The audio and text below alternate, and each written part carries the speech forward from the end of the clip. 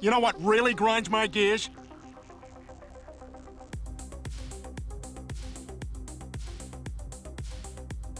Hello everybody, welcome back to the vlog. Eric M and Twins 20 here. Hope you were having a good one.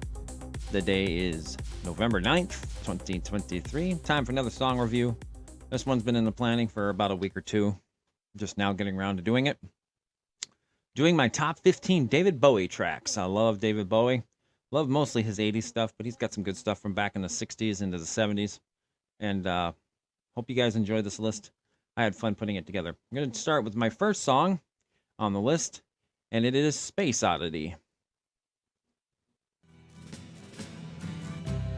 Ground control to Major Tom.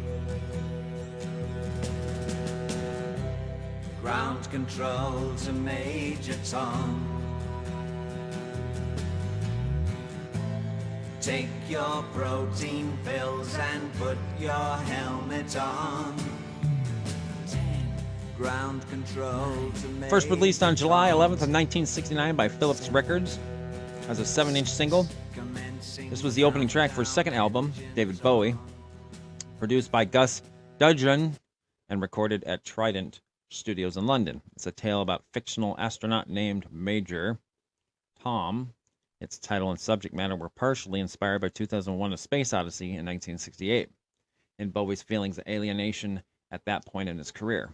One of the most musically complex songs he had written up to that point, it represented a change from the music hall influence sound of his debut to a sound akin to psychedelic folk and inspired by the Bee Gees.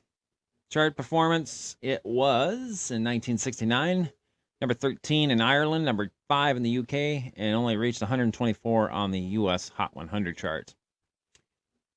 Later on in 73, it reached 16 on Canada's Top 100 singles, 11th in Australia, on their Go Set chart, as well as their Kent Music Report. It was number 9 on that chart. Number 17 on the Cashbox Hot 100, and number 15 on the Billboard Hot 100. In 75, it was released again, where it went to number 3 in Ireland, 4 in the Netherlands, number 1 in the UK, singles, OCC, and then again, in 1983, it was 85th. So it's had a up and down career on the charts. Decent song from Ziggy Stardust himself. I'm afraid of Americans. I'm afraid of the world. I'm afraid I can't help it. I'm afraid I can't. I'm afraid of Americans. I'm afraid of the world. I'm afraid I can't help it. From his 1997 album Earthling, this is I'm Afraid of Americans. Released on October 14th of 1997 on Virgin Records. Song was co-written by David Bowie and Brian Eno, originally recorded during the sessions for Bowie's 1995 album Outside. This version was released on the soundtrack of Showgirls in 1995. Song was then remade during the sessions for Earthling, featuring rewritten lyrics, overdubs, and transposed verses. An industrial and techno track, it presents a critique of American through the eyes of stereotypical Johnny, and is characterized by drum patterns, synthesizers, various loops, and vocal distortions. Very interesting song. The first time I heard it, I was like, this is very interesting. Kind of psychedelic feeling, the way his older stuff he used to do. Did not chart terribly well. Only in Canada and the US. The highest it got was 14th in Canada. It was 66 on the Hot 100 and 29th on the Billboard Modern Rocks Tracks chart. So, minor hit. Very interesting song. I enjoy it. But it is lower on my totem pole on this list.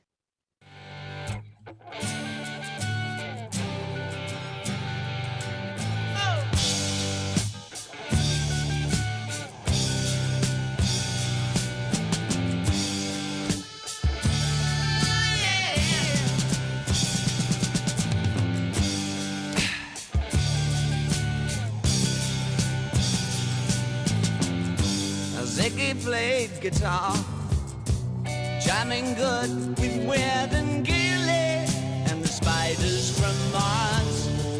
He played it left hand, but made it too far. From his 1972 concept album, The Rise and Fall of Ziggy Stardust and the Spiders from Mars. Co-produced by David Bowie and Ken Scott, he recorded this at Trident Studio in London in November of 71 with his backing band, The Spiders from Mars. Lyrically, the song is about Ziggy Stardust, a bisexual alien rock star who acts as a messenger for extraterrestrial beings. The character was influenced by English singer Vince Taylor, as well as the legendary Stardust Cowboy and Kenzai Yamamoto. Although Ziggy is introduced earlier on the album, the song is its centerpiece, presenting the rise and fall of the star in a very human-like manner. Musically, it is a glam rock song like its parent album and is based around a Ronson guitar riff. Commercial success, seventh in Belgium, and then again in 2016, 75 in Japan, 79 in France, 86 in Portugal and Sweden, and it was 17th on the Hot Rock and Alternative Songs charts in the United States. Minor hit for Ziggy Stardust, David Bowie, but it's a fan favorite.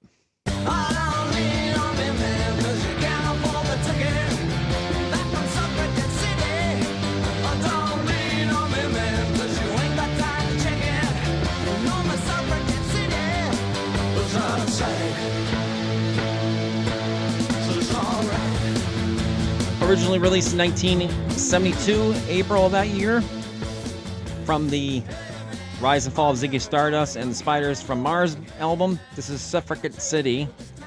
The song was later released or reissued as a single in 1976, along with this U.S. single edit of Stay. It was recorded by Bowie at Trident Studios in London with his backing band at a later stage of that album's sessions. The song was originally offered to English band Mop the Hoople, who declined it and recorded Bowie's All the Young Dudes instead. It is a glam rock song that is influenced by the music of Little Richard and the Velvet Underground. The lyrics include a reference to Anthony Burgess' novel A Clockwork Orange, and the lyric, "Ooh, wham, bam, thank you, ma'am," unquote. Not released as a single. There is no chart. There is no chart position listed on the song. So, a non-single release. I like it. It's a good song.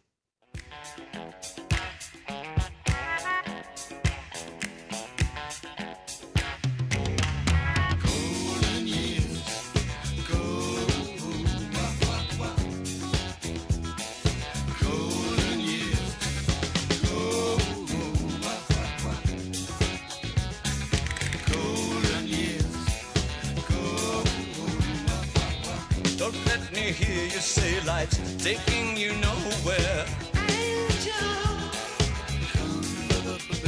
From the Station to Station album, this is Golden Years.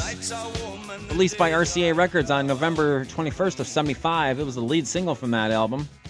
Partially written before Bowie began shooting for the film The Man Who Fell to Earth in 76, the song was mostly compiled in the studio and was the first track completed for the album. Recording took place at Cherokee Studios in Los Angeles, California during September of 75. Due to Bowie's heavy cocaine use, he later recalled remembering almost nothing of Station to Station's production. Musically, the song is a funk and disco song that is reminiscent of the music of Bowie's previous work, Young Americans, in 75, particularly Fame, but with a harsher, grinding edge.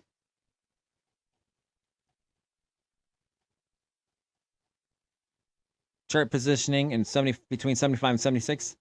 Middle of the road hit. It did hit the top 10 in Ireland, Netherlands twice, New Zealand. It was 18th there, 10th in Sweden, 8th on the UK singles charts, number 10 on the Hot 100, and number 12 on Cashbox. In France in 2016, it re-entered at number 193. It's a decent song. I like it. It's a good song. He kissed the venom there. She took his ring, took his babies. It took him minutes, took her nowhere. Heaven knows he'd have taken anything. All night. She was a young American. Title track from his 9th studio album, August of '74. This is Young Americans. Recorded in Philadelphia and debuted on the Soul Tour the following month. The song featured contributions from then unknown singer Luther Vandross, who conceived the backing vocal arrangement. Embracement of R&B and Philadelphia soul, the song presents an Englishman's impressionist portrait of America at the time, featuring various characters and allusions to American totems and events. Chart positioning for the song. Middle of the road in quite a few countries. It was 7th in New Zealand. UK, it was 18th. 28th on the Hot 100. 25th on the Hot Rock and Alternative Songs chart. 20th on the Cash Box. Re-entered in France in 2015 at 133. Absolutely love the song. Great song. I could escape this feeling with my China girl. I feel a wreck without my little China girl. I hear her heart beating loud as thunder. So the stars crashing.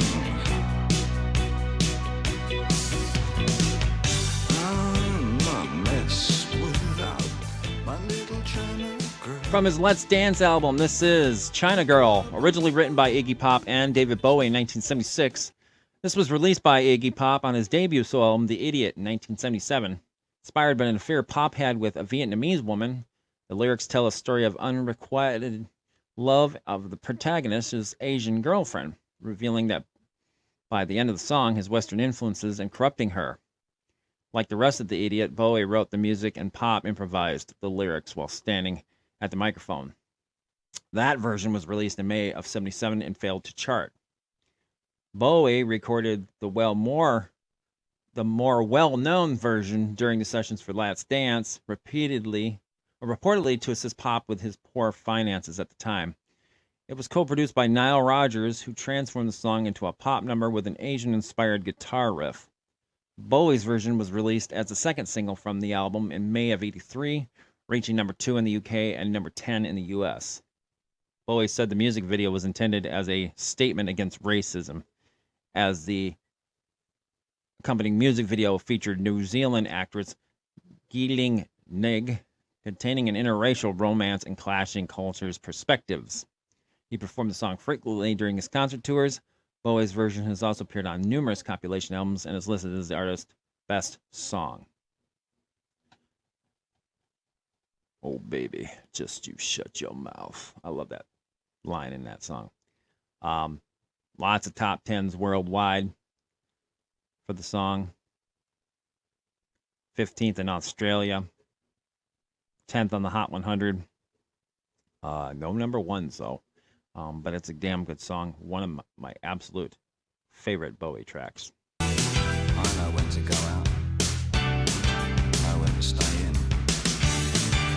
Get things done. I catch a paper boy when things don't really change. I'm standing in the wind, but I never wave bye-bye. But I try. Opening track from the 1983 album, Let's Dance. This is Modern Love. This was issued as the third single from the album later in the year, co-produced by Bowie and Nile Rodgers of the American band Chick. It's a rock song that contains elements of new wave music. It was recorded at the Power Station in Manhattan and was one of the first tracks recorded for the album, performed by Bowie on the Serious Moonlight Tour, where it often closed the shows. A music video for the song directed by Jim Yukich and featuring a performance of the song during the tour was released in '83 and played frequently on MTV. Chart positioning, lots of top 10s, 26th in France, 10th in the Netherlands, 17th in Switzerland. It was number 6 on the Hot mainstream rock tracks and number 14 on the Hot 100. One of his more minor hit songs from the 1980s. Still a good song, though. I wish you could swim like dolphins can swim. Though nothing will keep us together. We can beat them forever and ever. The title track from his 1977 album, this is Heroes. Co-written by David Bowie and Brian Eno, co-produced by Bowie and Tony Visconti. The song was recorded mid-77 in West Berlin using a G-D chord progression. The backing track was recorded fully by lyrics that were written by Bowie and Eno, adding synthesizer overdubs while Robert Fripp contributed guitars. An art rock song that builds throughout its run, Heroes concerns two lovers, one from East Berlin and the other one from the West. Under constant fear of death, they dream they are free, swimming with dolphins.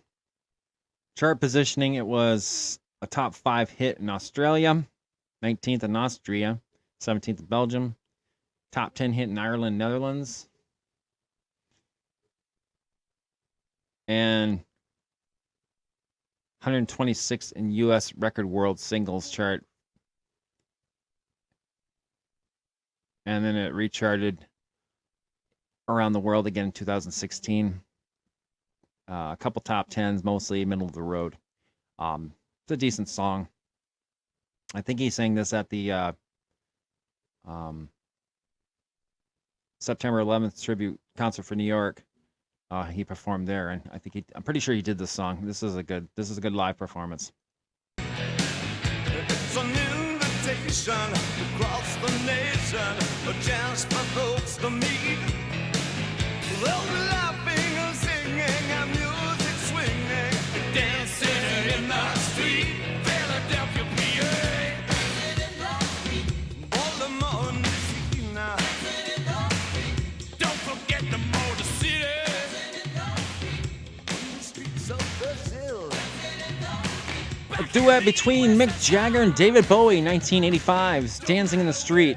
Song originally written by Marvin Gaye, William Mickey Stevenson, and Ivy Joe Hunter. It first became popular in 1964 when it was recorded by Martha and the Vandellas, whose version reached number 2 on the Hot 100 chart and peaked at number 4 in the UK. It is one of Motown's signature songs and is the group's premier signature song. The Bowie-Jagger version charted at number 1 in the UK and reached number 7 in the US. The song has been covered by many other artists, including Kinks, Taggies, Black Oak, Mamas and Papas. Absolutely love the Mick Jagger Bowie version. Their version features a different set of lyrics. They added a line or two. After the line, "Don't forget the Motor City," Bowie would sing "Back in the streets of Brazil," and then they would add in "Back in the USSR, no matter where you are," in reference to one of the Beatles songs. I thought that was cool how they added that.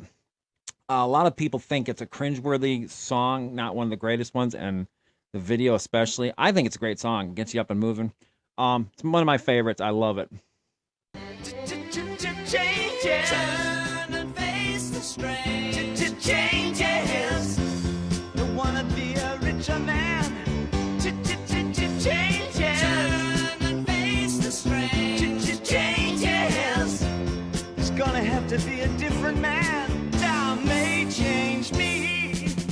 From his 1971 album Hunky Dory, this is Changes. Changes was recorded at Trident Studio in London between June and July of 71. Co-produced by Bowie and Ken Scott. Features Straub's member Rick Wakeman on piano, and the musicians who would later become known as the Spiders from Mars group. Guitarist Mick Ronson, bassist Trevor Boulder, and drummer Mick Woodsmansey. The song also marks the first instance of Bowie playing the saxophone on one of his recordings. At one point in his career, Bowie had experimented with numerous musical styles, all of which failed to earn him stardom. The lyrics of Changes reflect this, with the first verse focusing on the compulsive nature of artistic reinvention and distancing oneself from the rock mainstream. Absolutely love this song. I love the guitar work, or not the guitar, the piano. Let's try that again. I love the saxophone here. Let's see if I can find it. Right here.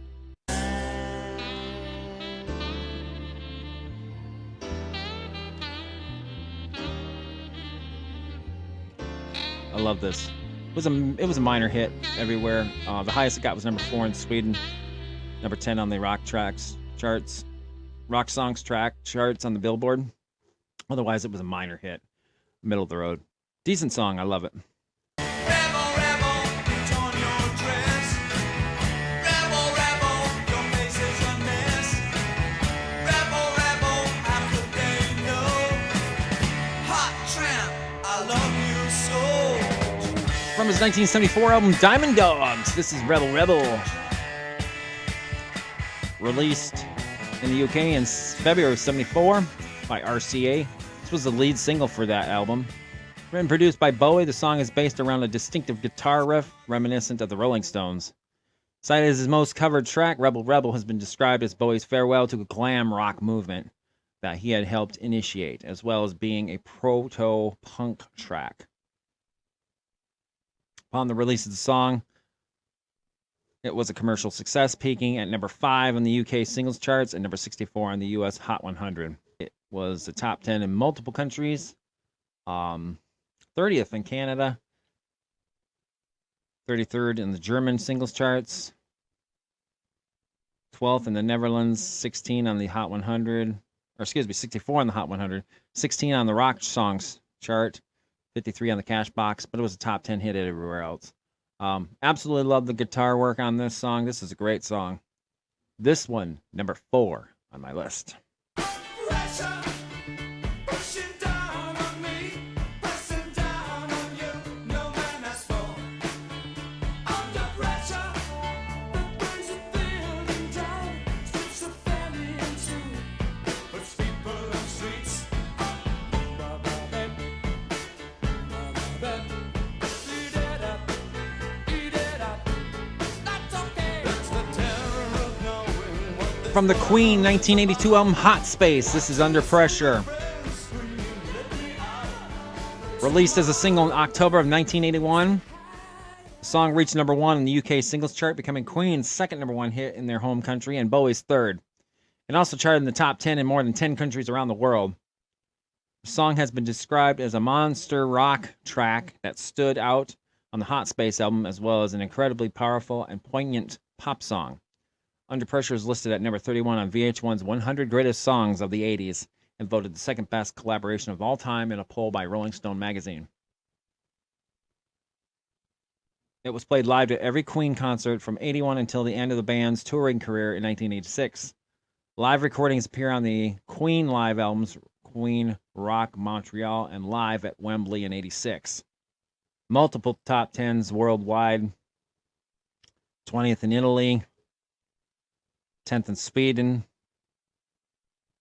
and Switzerland, 29 on the Hot 100, 21 in West Germany. Top 10s everywhere else. Absolutely wonderful Queen song. This one did not appear on my Queen top list I did previously.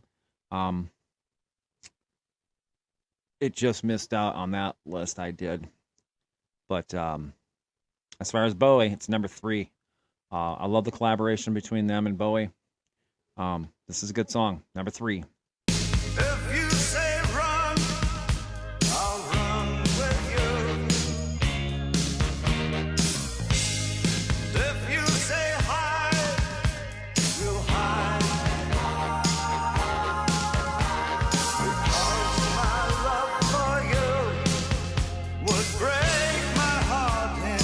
title track from his 1983 album. This is Let's Dance. Co-produced with Nile Rodgers for Chick. It was recorded late in 82 at the Power Station in New York City with the assistance of engineer Bob Clearmountain. Rodgers transformed the song from its folk origins to a dance number through studio effects and new musicians Bowie had yet to work with. Bowie hired then unknown Texas guitarist Stevie Ray Vaughan, who added a blues edge to it.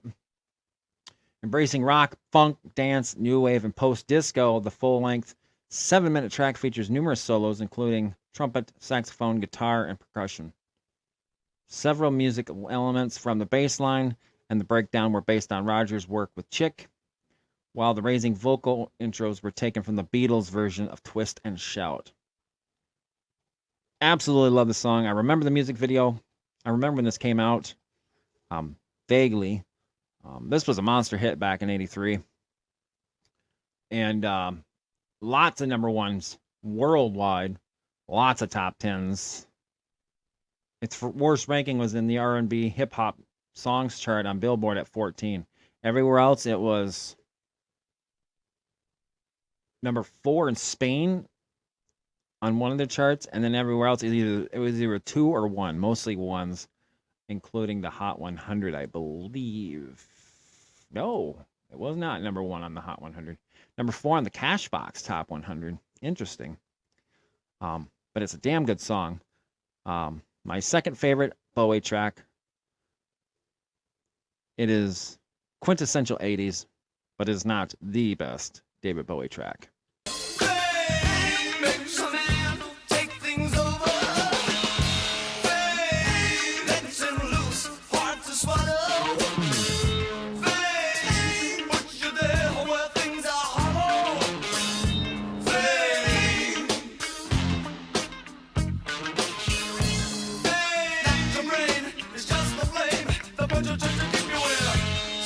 From the 75 album Young Americans, this is Fame. Released in June of 75, written by David Bowie, Carlos Alomar, and John Lennon. It was recorded at Electric Lady Studios in New York City in January of 75. It's a funk rock track that represents Bowie's dissatisfaction with the troubles of fame and stardom. The song was a major commercial success in North America, becoming Bowie's first number 1 single on both the Hot 100 and the Canadian singles charts. The song was one of the most successful singles of the year, ranking at number 7 on the Billboard year-end Hot 100. However, it was less successful in Europe, reaching number 17 in the UK.